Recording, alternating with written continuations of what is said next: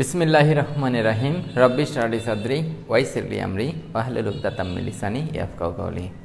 প্রিয় শিক্ষার্থী, আমরা কোষ রসায়ন যেটা অর্থাৎ আমাদের সেকেন্ড চ্যাপ্টার মানে সেকেন্ড অধ্যায়ের দ্বিতীয় পত্রের চতুর্থ অধ্যায়ের আমরা গতদিন পর্যন্ত যেটুকু পড়েছিলাম সেটা হচ্ছে কি তড়িৎ রাসায়নিক কোষ এই অংশের অ্যানোড ক্যাথোড, অ্যানোডে জারণ ক্যাথোডে বিজারণ মানে কোষ বিক্রিয়া দেখেছি এবং কোষের তড়িৎ চালক বল ইএমএফ এটা নির্ণয় করা শিখেছি আমরা।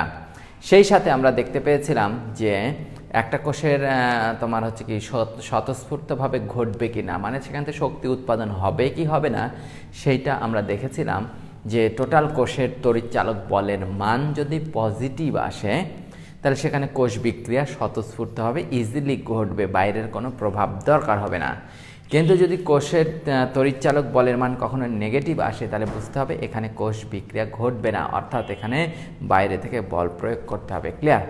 সো এই সংক্রান্ত যে বিষয়াবলীগুলো সেইগুলোর ওপর আমাদের আরও কিছু অধ্যয়ন করতে হবে, আরও কিছু বিষয় জানতে হবে, সেইগুলো নিয়ে আজকের আলোকপাত করবো ইনশাল্লাহ। ওকে, সো তাহলে তোমরা খাতা বের করো, আমি শুরু করছি।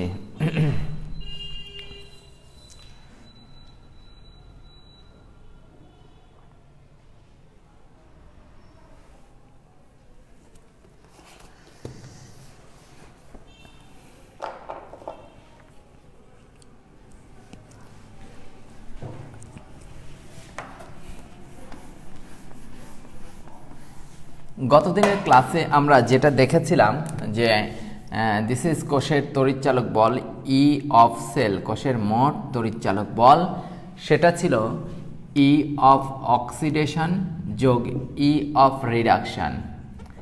এবং আমি এটুকু বলেছিলাম নর্মালি তড়িৎচালক বল হচ্ছে অ্যানোড এবং ক্যাথোডের বিভব পার্থক্য। অ্যানোডের জারণ বিভব হয় পজিটিভ আর বিজারণ বিভবের মান হয় কি নেগেটিভ।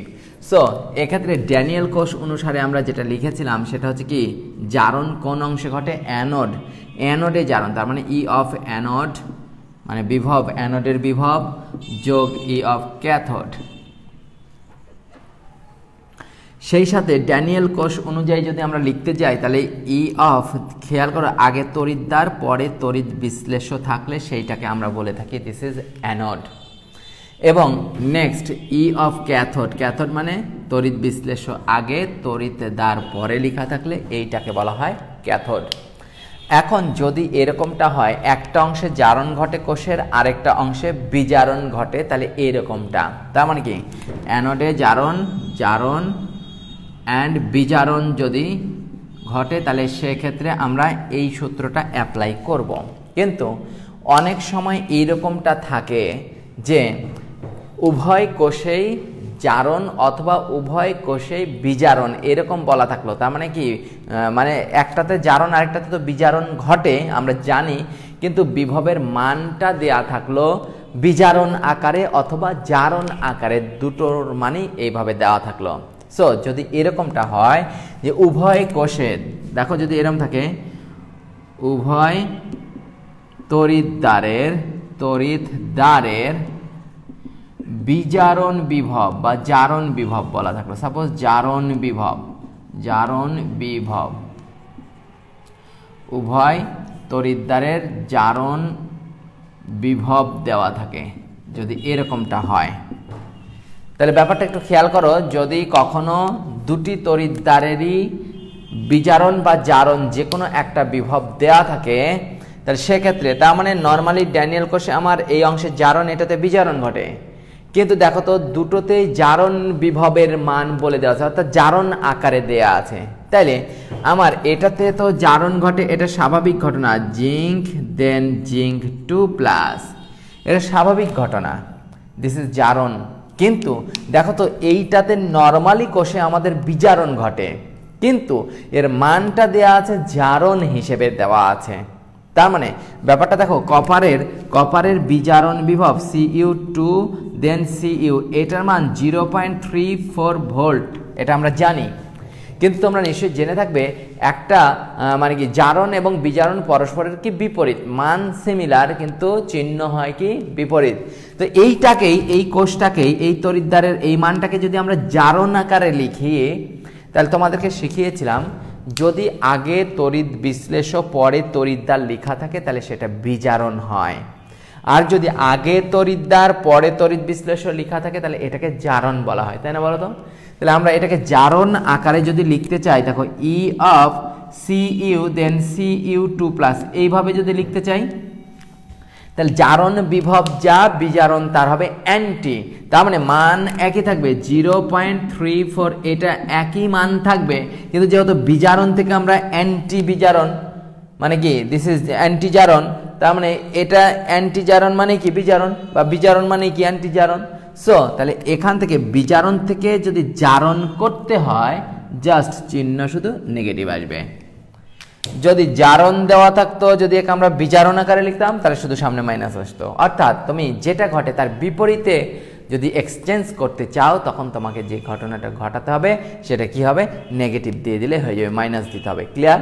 সো তাহলে এইবার যদি দুটোতেই জারণ বলা থাকে তাহলে এটাকে জারণ আকারে লিখো, E of copper then copper 2 plus, just এটা ছিল বিজারণ, লিখেছি জারণ, তাহলে জারণ অ্যান্টি জারণ মানেই বিজারণ, এই যে নেগেটিভ মানে কি অ্যান্টি, অ্যান্টি জারণ দিস ইজ বিজারণ। ক্লিয়ার? ওকে। আবার যদি এরকম বলা থাকতো উভয়টাতেই বিজারণ, উভয় তড়িৎদ্বারের ড্যানিয়েল কোষের উভয় তড়িৎদ্বারের বিজারণ বিভব আকারে মান দেয়া থাকলো, তখন কি করব? তখন ব্যাপারটা দেখো, যদি উভয়টাতে লিখো দুটিতেই বিজারণ, বিজারণ কথা বলা থাকলে তাহলে কিভাবে লিখবো? দেখো আমরা এইটুকু এইটার আঙ্গিকে লিখি, এটার তো বিজারণ ঘটে, okay, E of copper 2 plus then copper, এটাতে বিজারণ কিন্তু ঘটে। সো আমার এইটা নিয়ে কোনো টেনশন নাই, ড্যানিয়েল কোষে কপারের বিজারণ ঘটে, বিজারণ আকারেই লিখেছি, কিন্তু জিঙ্কের ঘটে জারণ, কিন্তু বিজারণ বিভব আকারে মান দেওয়া আছে, তাই এটাকে বিজারণ বানাতে গেলে আমার যে ঘটনা করতে হবে, দেখো ই অফ বিজারণ মানে কি হবে, আগে তড়িৎ বিশ্লেষ্য দেন পরে তড়িৎদ্বার, এইভাবে লিখলে দিস ইজ, এইটাকে বলা হয় বিজারণ। কিন্তু খেয়াল করো তো, বিজারণ আকারে লিখেছি কিন্তু আসলে ঘটে তো জারণ, তাহলে এই জারণকে আমরা বিজারণ আকারে লেখার পর যদি মাইনাস দিই তাহলে অ্যান্টি বিজারণ, এটা মানে অ্যান্টি বিজারণ মানেই হচ্ছে কি জারণ। তার মানে যেটা ঘটে তার বিপরীত পরিণত করতে চাইলে শুধু সামনে কি আসবে বলতো, মাইনাস আসবে। সব কিছু যোগ বিয়োগ করার পর যদি টোটাল ভ্যালুয়েশন পজিটিভ আসে তাহলে এটা স্পন্টেনিয়াস মানে স্বতঃস্ফূর্ত ঘটবে, স্বতঃস্ফূর্ত, আর যদি নেগেটিভ আসে তাহলে স্বতঃস্ফূর্ত নয়। ক্লিয়ার?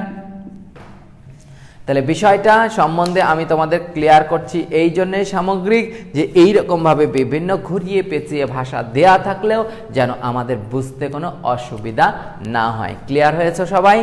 ওকে, সবাই তুলে নাও, কয়েক সেকেন্ড সময় দিলাম।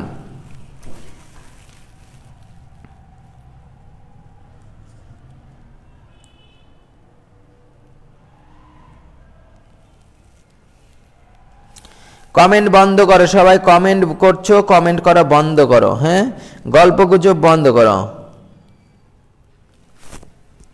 গল্পগুজব বন্ধ করো, ক্লাস করো, নয়তো ঠাস করে দেখবা সব আউট হয়ে যাবে, ক্লাস আউট হয়ে যাবে, বুঝতেই পারবে না। করে নাও তাড়াতাড়ি, গল্প করো না, গল্প করাটা একেবারেই কিন্তু খুবই মারাত্মক বেইমানি কাজ। হয়েছে? সবার হয়েছে?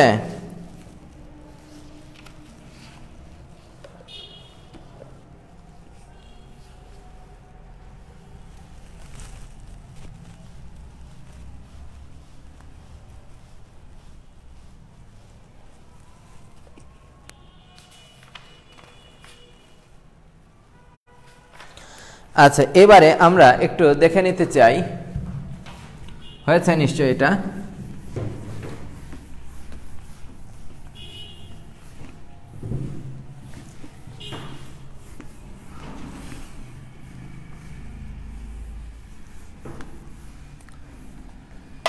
আচ্ছা, এবার আমি একটা এক্সাম্পল লিখছি, তোমরা খুব দারুণ করে দেখো। মূল বিষয়টা বুঝতে পারলে খুব ভালো লাগবে তোমাদের। এই বিষয়টা খুবই ইজিভাবে বলছি, ইজিভাবে বুঝে নাও।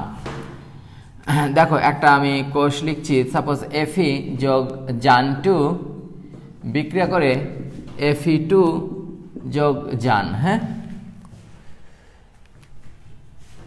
কোষ বিক্রিয়াটি স্বতঃস্ফূর্ত কিনা, স্বতঃস্ফূর্ত হবে কি, এটা জানতে চাওয়া হয়েছে।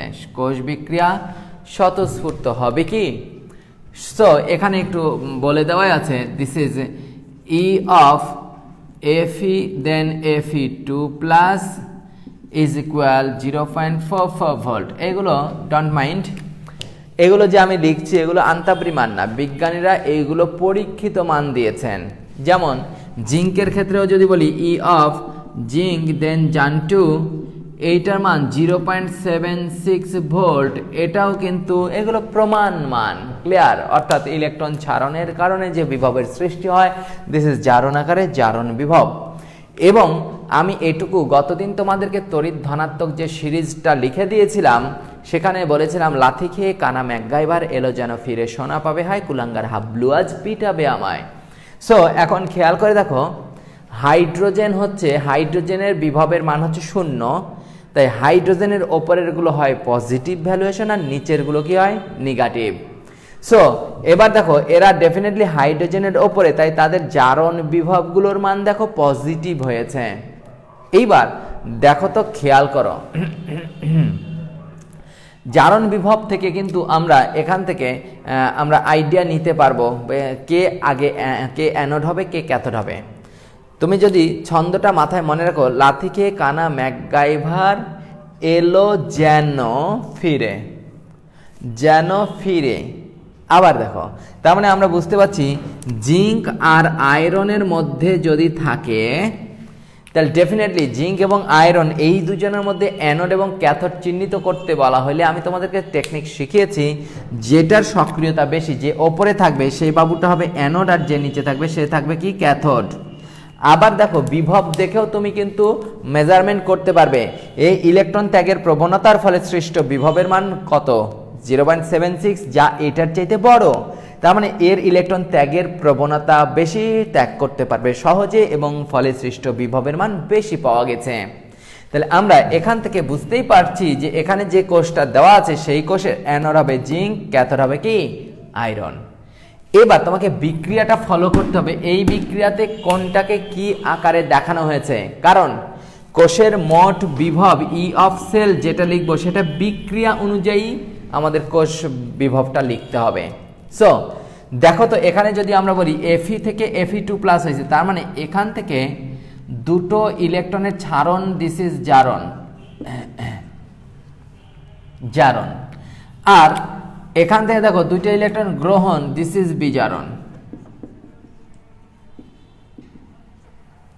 বিজারণ হয়েছে।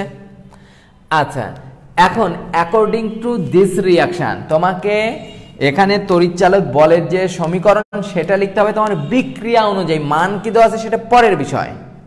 সেক্ষেত্রে দেখো তো, এখানে আমরা টোটাল কোষের বিভব যদি লিখি ই অফ অক্সিডেশন যোগ ই অফ রিডাকশন।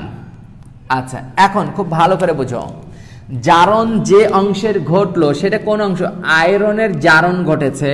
দেখো, দুটো ইলেকট্রন ছাড়ন মানে জারণ, তাহলে জারণ বিভবকে অর্থাৎ অক্সিডেশনকে আমরা কিভাবে লিখি, Fe দেন Fe2 প্লাস, আগে তড়িৎদ্বার পরে তড়িৎ বিশ্লেষণ, সেভাবে লিখি। সেটা অক্সিডেশন মানে কি জারণ, আর জারণ ঘটে কোথায়, অ্যানোডে। এবার একটু খেয়াল করে দেখো, এখানে ডেফিনেটলি এখানে আমাদের কি রিডাকশন। তো রিডাকশন যদি হয় তাহলে সেক্ষেত্রে আমরা কি লিখবো, দিস ইজ জিঙ্ক 2 প্লাস, জিঙ্কের বিজারণ করেছে। দেখো, জিঙ্ক থেকে দুটো ইলেকট্রন গ্রহণ করে জিঙ্ক মানে কি, মানে আয়ন থেকে জিঙ্ক ধাতু হয়েছে। সো জিঙ্ক 2 প্লাস দেন জিঙ্ক, এইভাবে আছে। এইটা আমরা বিক্রিয়া অনুযায়ী আমরা সমীকরণটা লিখে ফেলেছি। কিন্তু খেয়াল করে দেখো তো, আমার এইটাতে জারণ, এটাতে বিজারণ ঘটেছে, কিন্তু ঘটনা হচ্ছে এখানে মান যেগুলো দেওয়া আছে প্রত্যেকটাই আমাদের জারণ বিভব আকারে দেওয়া আছে। তাহলে এখন এটা আমাদের ডেফিনেটলি দেখো জারণ আকারেই আছে এটা, তাহলে এটাকেও যদি আমরা জারণ বানাতে চাই তাহলে কি হবে দেখো তো, তাহলে ই অফ Fe2 প্লাস এটা জারণ আকারে আছে, খেয়াল করে দেখো।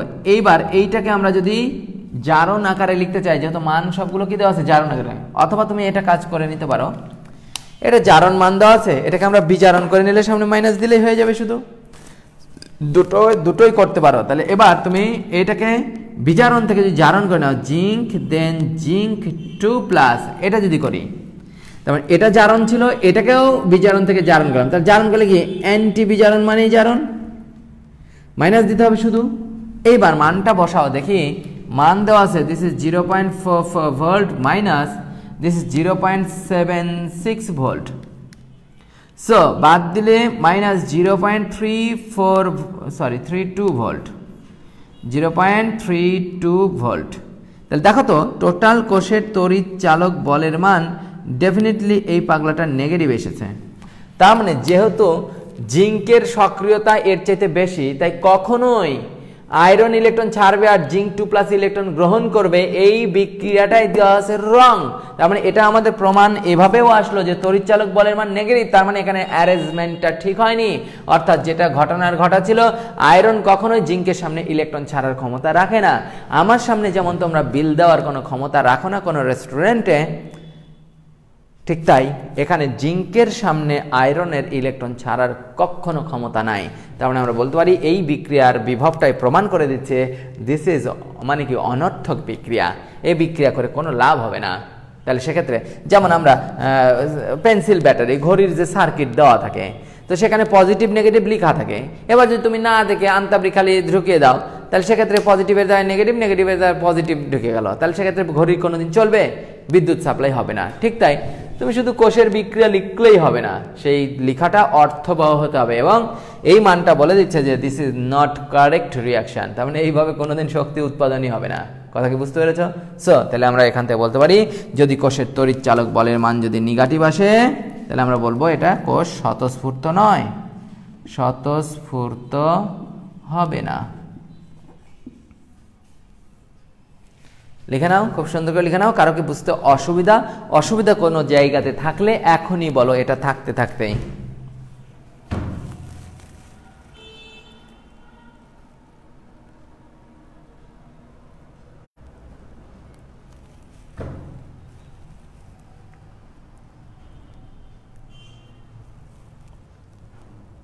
হয়েছে?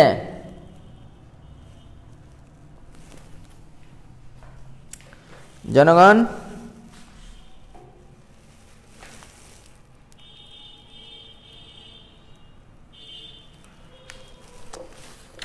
হ্যাঁ, উল্টাভাবেও করা যাবে। উল্টাভাবে বলতে কি, তুমি জাস্ট ওখানে জিঙ্কের মান যেটা দেওয়া আছে জারণ, সেটাকে আমরা বিজারণ বিভব ওখানেই চেঞ্জ করে নিব, ঠিক আছে?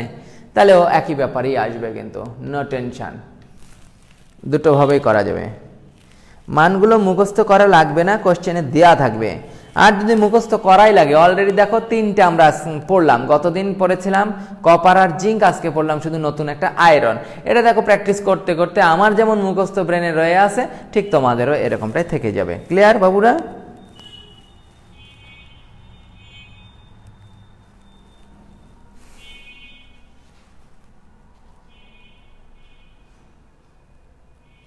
ওকে, ক্লিয়ার।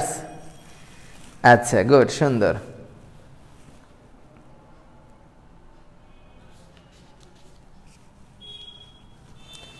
আচ্ছা, এখন আমি আরো কিছু নতুন আইটেম তোমাদেরকে দেখাবো। ওকে, হয়েছে? কমেন্ট বন্ধ করো বাবুরা, কমেন্ট বন্ধ করো। হয়েছে, বুঝছি তোমরা হেভি বুঝেছো, হেভি বুঝেছো। ওকে ওকে, হয়েছে, আর কমেন্ট করতে হবে না। হ্যাঁ, আচ্ছা, এখন অনেক সময়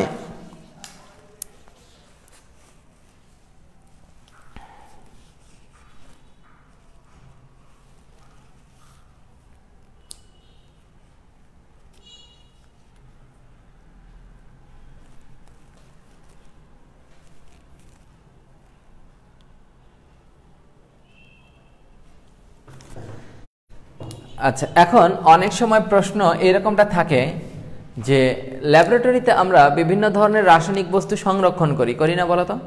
যেমন আমরা রাসায়নিক বস্তু সংরক্ষণের জন্য কাঁচ পাত্র বা প্লাস্টিকের পাত্রই মেনলি ব্যবহার করে থাকি।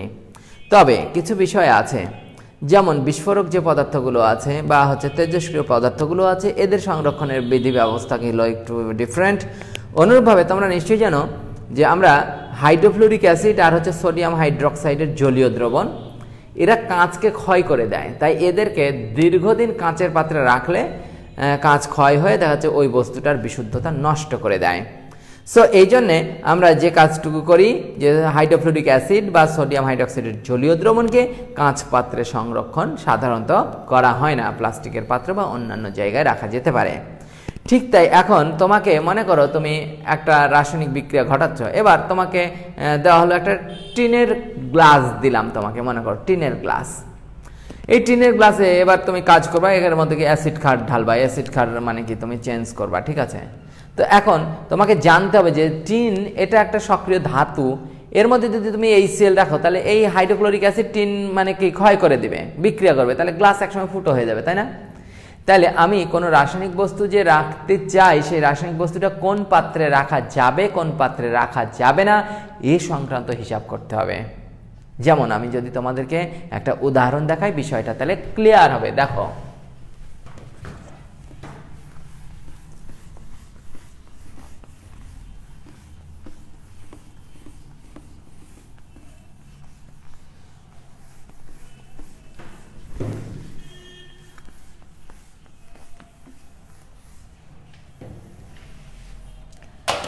ওকে, এক্সাম্পলটা খুবই গুরুত্বপূর্ণ।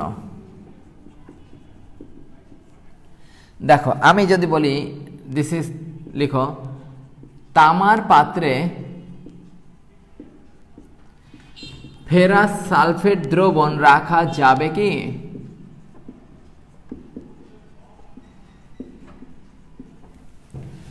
তামার পাত্রে ফেরাস সালফেট দ্রবণ রাখা যাবে কি?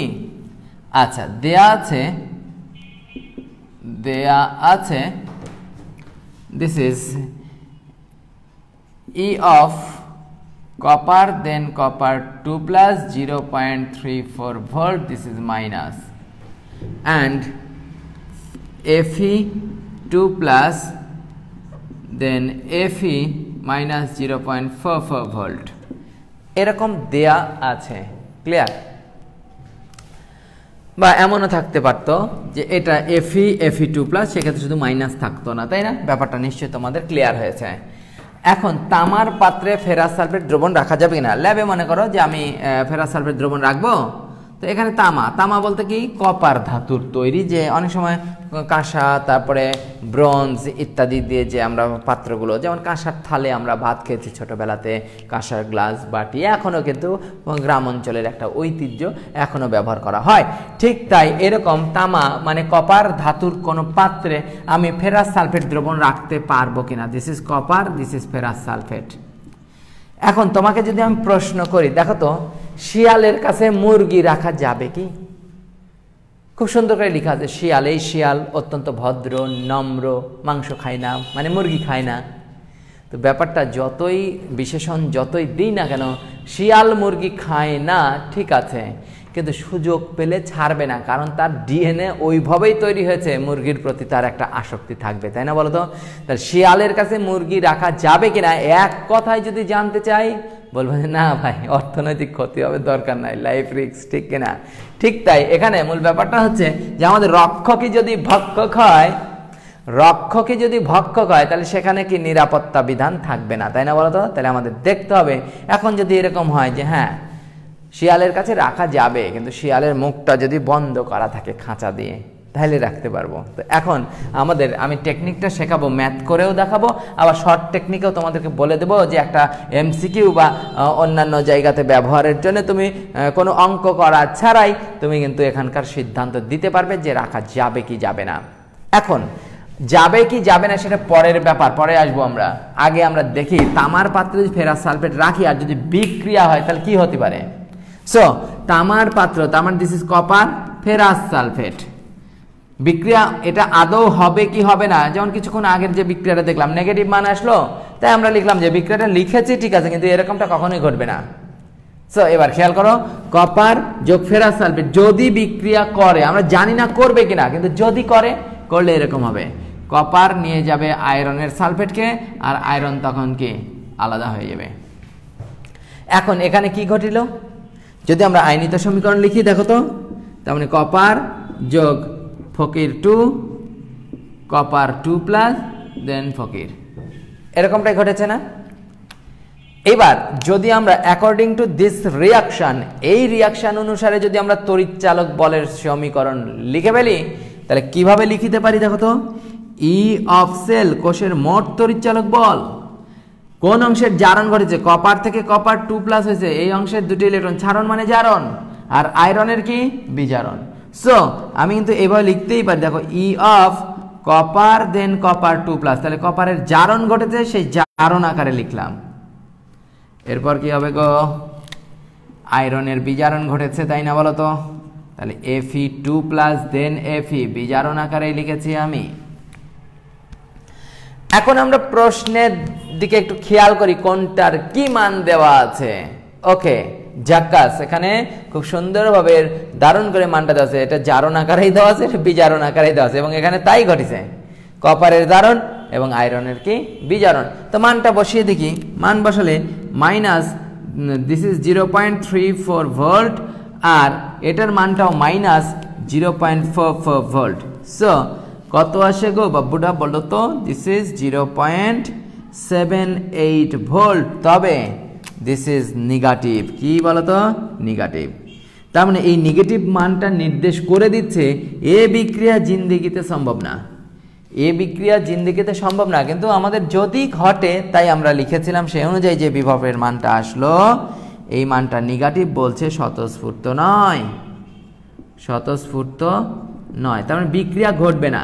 আচ্ছা বলো তো, বিক্রিয়া যদি না ঘটে, অর্থাৎ ফেরাস সালফেট রাখবো, কপার জিন্দেগিতে বিক্রিয়া করবে না, আরে বিক্রিয়া না করলে কপারের পাত্রও ক্ষয় হবে না, এখানকার কেমিক্যালসেরও কোনো পরিবর্তন হবে না, তার মানে বিশুদ্ধতা ঠিক থাকবে।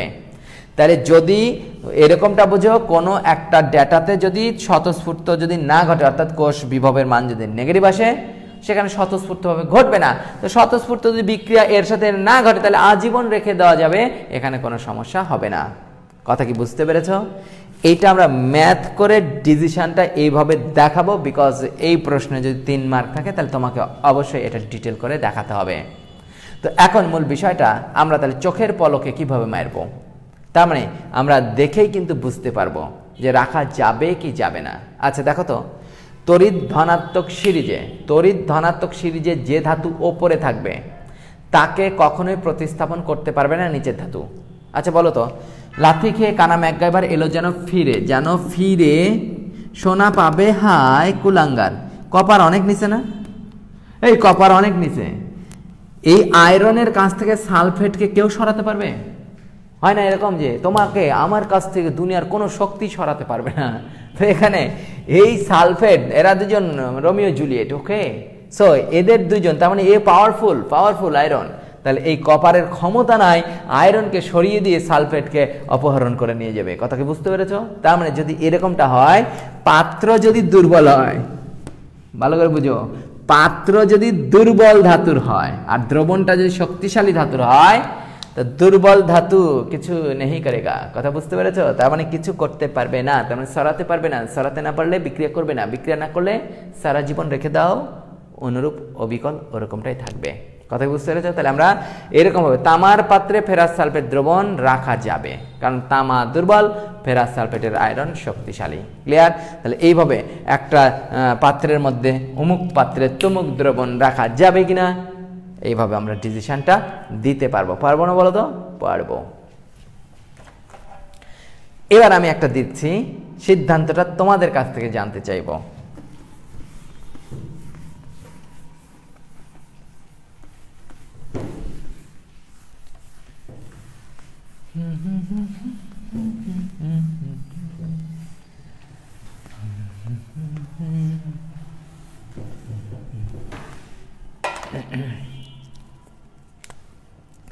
দস্তা দামে অনেক সস্তা, লিখো দস্তার পাত্রে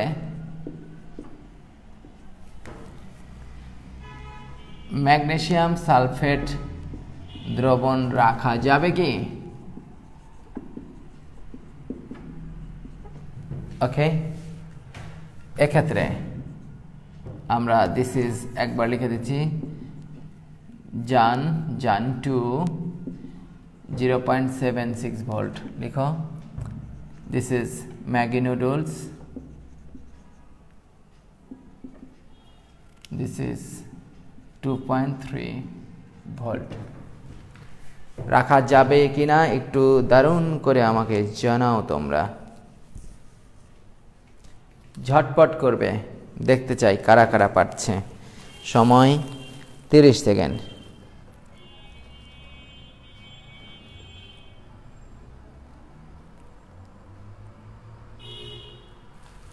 এই খালি এই শর্টকাট না, অঙ্ক করে দেখাও। অর্থাৎ এখানে তড়িৎচালক বলের মানটা হিসাব করো তোমরা। হ্যাঁ, টেকনিক শিখাইছি, এখন তো এরকম ঝটপট মারতে পারবাই। আমি মান দেখব, এসব ডায়লগ দেখব না। রাখা যাবে কি যাবে না আমি এসব দেখব না, তোমরা মান হিসাব করে দেখাও আমাকে, মান হিসাব করো।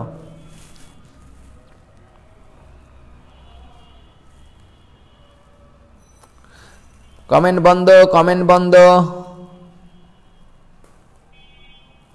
মান হিসাব করে সেটা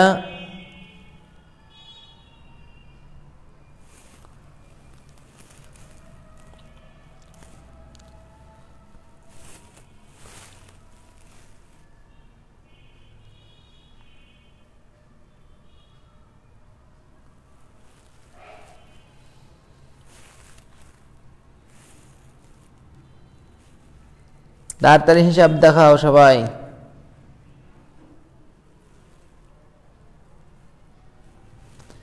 ওকে, সবাই মোটামুটি শোয়েব, তারপরে হচ্ছে কি সাদাত, ইসরাত, রীতি, রাফিন, রাহি, ফারিয়ানি, তাসনিম, নাহারমিম, আবু সাদেক, কাইফ আহমেদ খান, রাফিন, রাহি, মাহফুজ, ফাহমিদ, জান্নাতুল ফেরদৌস, রিচি। ওকে ওকে, ধন্যবাদ সবাইকে, আর কমেন্ট করো না। ওকে ওকে ওকে, সবাই ভালো পেরেছো, থ্যাংক ইউ। তাহলে এটা কি আমাকে আর করে দেওয়া লাগবে নাকি? লাগবে আর লাগবে না? আচ্ছা, এবার তোমাদেরকে আমি কয়েকটা একটু বাড়ির কাজ দিচ্ছি। হ্যাঁ, বাড়ির কাজ এগুলো একদম চোখের পলকে করে ফেলতে পারবা তোমরা। তোমরা পেজ নাম্বার, আমার বইয়ের পেজ বের করো। আমার বই পেজ নাম্বার হচ্ছে তোমরা কত নাম্বার পেজ? পেজ নাম্বার হচ্ছে 573 পেজের উদাহরণ 1, এটা দেখে রাখবে। তারপরে 574 পেজের 2 নাম্বার উদাহরণ, এটা করে রাখবে। এরপর পেজ নাম্বার 584 পেজ, 584 পেজের টাইপ 1 এর স্বতঃস্ফূর্তভাবে বিক্রিয়া ঘটবে কিনা এই সংক্রান্ত দেওয়া আছে 5, 6, 7, 8 এই কয়েকটা করে দেওয়াই আছে, একটা শুধু হিন্টস দিয়ে রেখেছি, এইটা তোমরা করবে, ঠিক আছে? আচ্ছা, তো এটা হইল। এখন এই সংক্রান্ত সৃজনশীল প্রশ্ন আমাদের আছে পেজ নাম্বার, দেখো হুবহু দেখো, একদম এখানে যা শেখালাম তোমাদেরকে বেসিক কনসেপ্টটুকু, এইটা যদি তোমরা মাথায় রাখতে পারো, এই সৃজনশীলে একদম কি খাপে খাপ মুন্সির বাপ ঠাস ঠাস করে তোমরা করে ফেলতে পারবে, ঠিক আছে?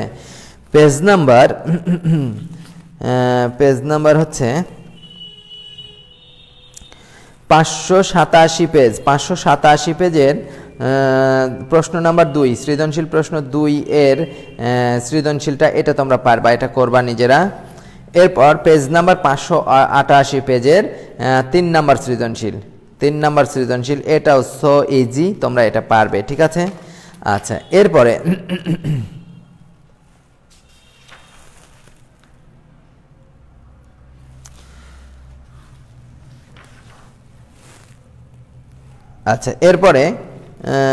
এরপরে তোমরা করবা হচ্ছে পেজ নাম্বার, এগুলো আবার মিক্সড আছে, আর একটা সূত্র শেখানো লাগবে, তারপরে এটা পারবা। আচ্ছা আচ্ছা, ওকে, ঠিক আছে, এইটা থাকুক। এখন আমি আরেকটু অংশে চলে যাচ্ছি, তোমরাও খাতা বের করো। খাতা তো বের করাই আছে, পারবা, এটা সবাই পারবা না, তাহলে আমি আর করে দিলাম না। ওকে, এটা আগেরটার মতোই, ব্যাপারটা হচ্ছে কি আমাদের দেখতে হবে। আর এখানে দস্তা হচ্ছে ম্যাগনেসিয়ামের নিচে আছে, তাহলে যে ধাতু নিচে থাকবে, দ্রবণ যদি উচ্চ ধাতু হয় তাহলে সেক্ষেত্রে দ্রবণ রাখা যাবে, প্রবলেম হবে না। ঠিক আছে? আচ্ছা, এখন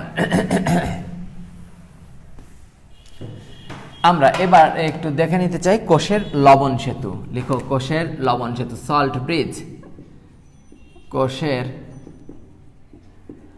লবণ সেতু, কোষের লবণ সেতু, সল্ট ব্রিজ। আমাদের পদ্মা ব্রিজ যেমন, ঠিক তাই সল্ট ব্রিজ, লবণের সেতু। তো ফিজিক্সে একটা তোমাদের দেখবা যে হুইটস্টোন ব্রিজ নীতি আছে, হুইটস্টোন ব্রিজ নীতি। তো আমি যখন নিউ ডিগ্রিতে পড়তাম, তো নিউ ডিগ্রিতে ফিজিক্স প্রাইভেটটা পড়তাম, তখন শ্রদ্ধেয় আমাদের হাবিবুর রহমান স্যার, ওনার কাছে পড়তাম। তো স্যার মজা করেই বলতো, উনি যখন খাতা দেখতেন, অর্থাৎ বোর্ড পরীক্ষার খাতা, তো আমাদের সমাজে বিভিন্ন ধরনের কিন্তু স্টুডেন্ট আছে। কেউ সারা জীবনই পড়ে, যেমন আমি চাপ দিই আর না দিই প্রত্যেক দিনই কিন্তু ক্লাস টাইমলি করে নেয়, এরকম স্টুডেন্টও আছে কিন্তু। হ্যাঁ, আবার কিছু কিছু স্টুডেন্ট আছে ক্লাস কখন সে নিজেই জানে না। হ্যাঁ, আরেকটা বন্ধু মেনশন দেয়, যখন জানায় দেয় তারপরেও কেটে কাজে পড়ে কোনে। আর ফাঁকিবাজগুলো, ভাই ভাই ক্লাস এখন ডিলিট করেন না ভাই, 1 ঘন্টা রাখেন ভাই, 1 দিন রাখেন ভাই, না ভাই 3 দিন রাখেন। এগুলো হচ্ছে ব্যর্থতার কোনো অজুহাত হয় না। কথা বুঝতে পেরেছ? তোমরা যারা এরকম ফাঁকিবাজ তারা নিজেরা টাইট হও, একটু টন টাইট হও, ওকে?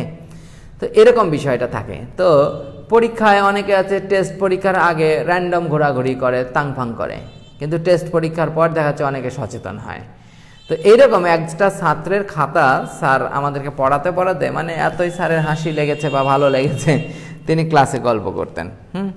কি গল্প করতেন? তো ফিজিক্সের প্রশ্নটা এসছে হুইটস্টোন ব্রিজ নীতিটা কি, হ্যাঁ, বা হুইটস্টোন ব্রিজ কি।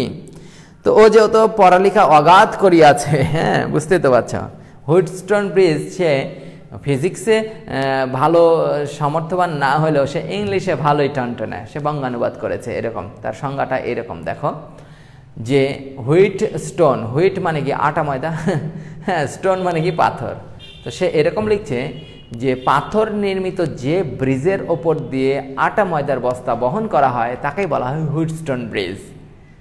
তো ব্যাপারটা হচ্ছে আমাদের এটা লবণ সেতু। আসলে কি হুইটস্টোন ব্রিজের সংজ্ঞা কি হইল? আসলে হয়নি কিন্তু, ঠিক তাই। কিন্তু ও যদি আমার এই লবণ সেতু, এটার সংজ্ঞাটা যদি খালি সল্ট ব্রিজ, লবণ সেতু অর্থাৎ লবণ নির্মিত যে সেতুর মধ্যে দিয়ে তার মানে কি করে আয়নগুলো যাতায়াত করে, সেটাকে কি বলা হয়? লবণ সেতু। আমার এটা কিন্তু মিলে যেত, কিন্তু হুইটস্টোন ব্রিজ নীতি মিলবে না। তো যাক, আমাদের পদ্মা সেতু বাংলাদেশের জন্য একটা কি চমৎকার মানে কি একটা গিফট বলতে পারো। এবং ওই এলাকার যে মানুষজনগুলো আছে যাদের লঞ্চে যাতায়াত করতে গেলে অনেক সময় লাগে, 4-5 ঘন্টা লাগে, সেই দূরত্বটা কমে, সময়টুকু কমে এই 1 ঘন্টার কিছু বেশি সময়, অর্থাৎ দেখা যাচ্ছে ব্রিজে আমাদের পার হতে লাগবে কত? 5 থেকে 6 মিনিট। হ্যাঁ, তো এতে আমাদের জীবনযাত্রার মান, সেখানকার সেই ব্রিজের এলাকার মানুষজনের জীবনযাত্রার মান অনেক বৃদ্ধি পাবে। এবং আমরা চাই আরও একটা আমাদের ব্রিজ হোক, আমাদের যমুনা সেতুর উপর দিয়ে আমাদের রেল সেতু একটা প্রস্তাবিত হয়েছে। কারণ এই যে রেল সেতুটা মানে ট্রেন যেদিক দিয়ে, আমার কিন্তু হেভি ভয় লাগে, বুঝতে পারছো? জানি না তোমাদের কেমন লাগে।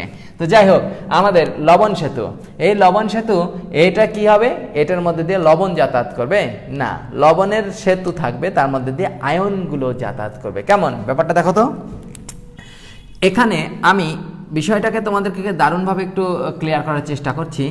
দেখো, এখানে আমি আবারও ড্র করছি একটা তড়িৎ রাসায়নিক কোষের, দিস ইজ বামেরটা অ্যানোড, ডানেরটা ক্যাথোড, তাই না? বলো তো।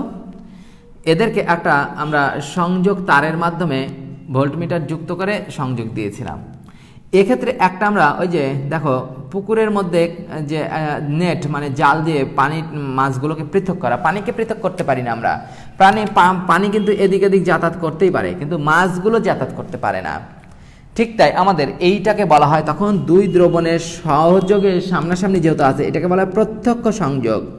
লিখে রাখো তোমরা, প্রত্যক্ষ সংযোগ এটাকে বলা হয়, প্রত্যক্ষ সংযোগ। এটার নাম হচ্ছে ডায়াফ্রাম সেল। কি সেল বলো তো? ডায়াফ্রাম সেল, বা শুধু ডায়াফ্রাম বললেও হবে, হ্যাঁ, বা সছিদ্র পর্দা, সছিদ্র পর্দা। সছিদ্র পর্দা বা ডায়াফ্রাম সেল। তবে এটাকে আমরা বলে থাকি প্রত্যক্ষ ডাইরেক্ট সংযোগ। ক্লিয়ার?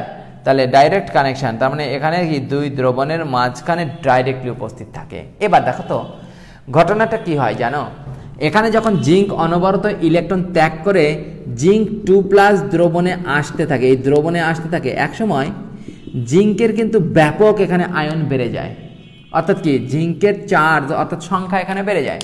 যেমন আমার ক্লাসে ধারণ ক্ষমতা যদি 10 জন হয়, সেখানে যদি এখন 20 জন চলে আসে, তাহলে 10 জন বসতে পারবে, বাকি 10 জন কি বাইরে দাঁড়িয়ে থাকবে না? ঠিক তাই, তার মানে কি তখন আর আমাদের কি এই ক্লাসের কার্যক্রম চালানো মুশকিল হয়ে পড়বে। ঠিক তাই এখানে যখন জিঙ্ক ইলেকট্রন ত্যাগ করতে করতে এখানে ইলেকট্রন ব্যাপক জমা হয়ে যায় এবং এখানে চার্জ যখন এখানে আর স্থান সংকুলন হয় না, তখন এই অ্যানোড থেকে জিঙ্ক আর ইলেকট্রনও ছাড়ে না, জিঙ্ক 2+ আর দ্রবণে আসে না। ফলে কি হবে, একটা নির্দিষ্ট সময় পর ইলেকট্রন এদিকেও যাবে না আর বিদ্যুৎ প্রবাহ চলবে না। তাহলে সেক্ষেত্রে কি হয়, যখন তড়িৎদ্বারের বিভব বেড়ে যায়, অর্থাৎ এখানে তড়িৎদ্বার বিভব যদি বেড়ে যায়, হয় এপারে ধনাত্মক নয়তো এপারে ঋণাত্মক চার্জ যদি ব্যাপকভাবে বেড়ে যায়, তাহলে এই তড়িৎদ্বারের বিভব বৃদ্ধির কারণে তখন আমাদেরকে বিদ্যুৎ প্রবাহ কি হয়, বন্ধ হয়ে যায়।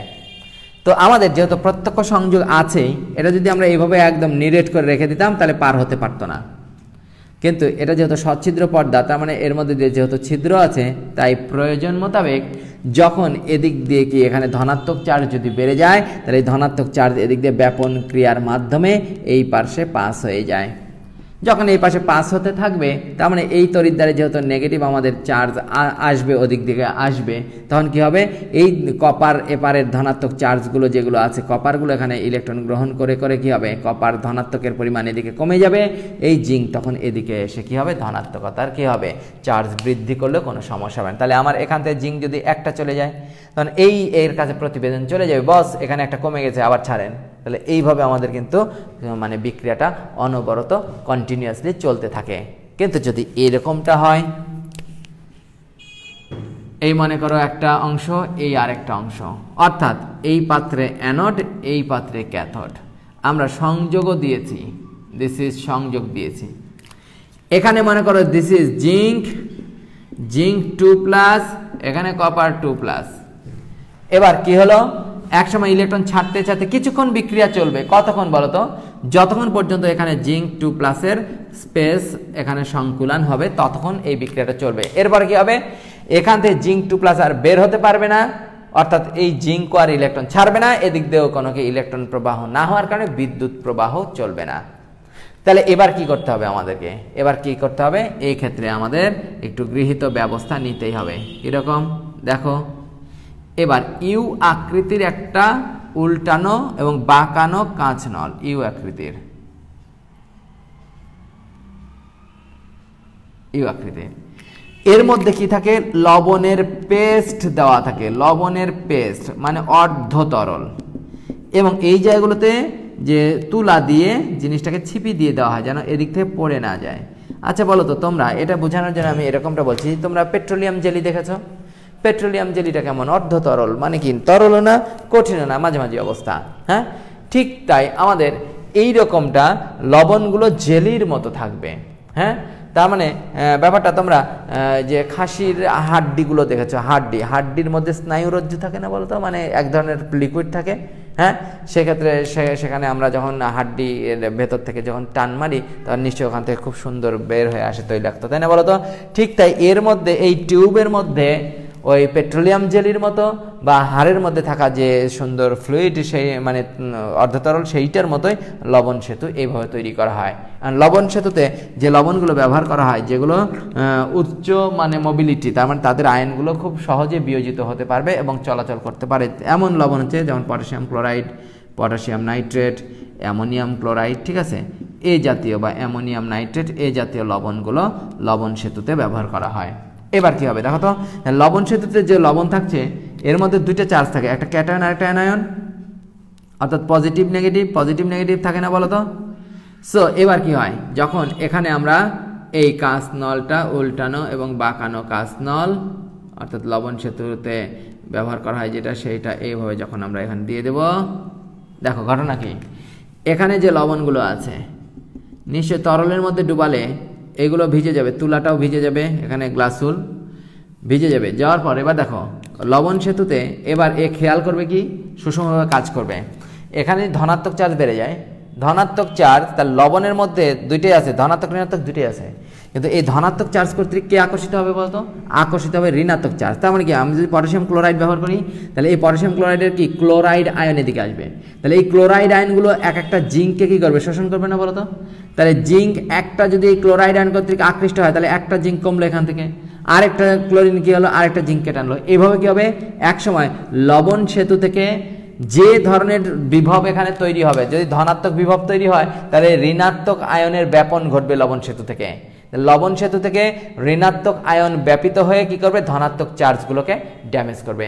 আবার যদি এদিকে মনে করো যে এদিকে যদি কখনো এরকমটা হয়, নেগেটিভ চার্জ যদি বেড়ে যায়, তাহলে এখান থেকে পজিটিভ অংশটা কী হবে? ব্যাপন করবে, এই প্রান্তে চলে আসবে, তখন এই পজিটিভ এই নেগেটিভকে কী করবে? ড্যামেজ করবে। তাহলে এইভাবে লবণ সেতু, এটা প্রত্যক্ষ না, ডাইরেক্ট না, এটাকে যে কোনোটাই আমরা তুলে নিতে পারবো। তাহলে এইটাকে বলা হয় পরোক্ষ সংযোগ। কি সংযোগ? লিখে নাও, দিস ইজ পরোক্ষ সংযোগ। লবণ সেতু, লবণ সেতু, দিস ইজ পরোক্ষ সংযোগ। ওকে, তাহলে লবণ সেতু কি করে দেখো, মূল কাজটা হচ্ছে কি, লবণ সেতুর অভাবে আমাদের কিন্তু বিক্রিয়া চলছিল না, বিদ্যুৎ প্রবাহ পাচ্ছিলাম না। তার প্রথম কথা, লবণ সেতু হচ্ছে কি বৈদ্যুতিক সংযোগটাকে কি করলো, বা বর্তনীটাকে ফিল আপ করলো, পূর্ণ করলো। লবণ সেতুর অভাবে বিক্রিয়া বন্ধ হয়ে যায়। আর লবণ সেতুর ভূমিকাটা কি, যে তড়িৎদ্বারে ধনাত্মক চার্জ বেড়ে যায়, লবণ সেতু থেকে ঋণাত্মক চার্জের ব্যাপন ঘটে, আর ঋণাত্মক চার্জ বেড়ে গেলে ধনাত্মক চার্জের ব্যাপন ঘটে। এভাবে কি হয়, তড়িৎ যে একটা সাম্যাবস্থা অর্থাৎ সাম্যতা, সেটা লবণ সেতু পালন করে।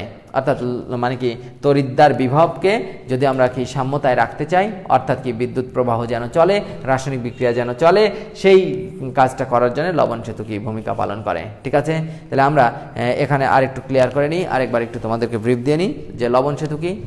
লবণ সেতু হচ্ছে একটা এমন একটি উল্টানো ইউ আকৃতির, এটা উল্টানো ইউ বলতে পারো, বাঁকানো কাঁচ নলের ভেতরে যে তোমার হচ্ছে লবণগুলো রাখা হয়, এই লবণ সমৃদ্ধ এই সেটটাকেই বলা হয় লবণ সেতু। তা লবণ সেতু কি করে, দুটি কোষের মধ্যে বা দুটি তড়িৎদ্বারের মধ্যে বর্তনীর যে সংযোগ সেইটাকে ফিল আপ করে দেয়। ফলে কি হয় যে কোনো একটা তড়িৎদ্বারে যদি ধনাত্মক চার্জ বেড়ে যায়, লবণ সেতু থেকে ঋণাত্মক চার্জের ব্যাপন ঘটে, ফলে সেখানে কি হয়, তড়িৎ নিরপেক্ষতা অর্থাৎ নিউট্রালাইজেশন প্রক্রিয়া চলে, তাই না বলো তো? লবণ সেতু যদি আমরা তুলে নিই তাহলে এখানে বিদ্যুৎ প্রবাহ বন্ধ হয়ে যাবে। তার মানে এই জন্য আমরা বলতে পারি লবণ সেতু একটি কি পরোক্ষ সংযোগ। তাহলে নিশ্চয়ই বিষয়টা তোমরা বুঝতে পেরেছ, লবণ সেতু কি আর লবণ সেতু এটার ভূমিকাটা কি, কথা কি বোঝা গেল? ওকে,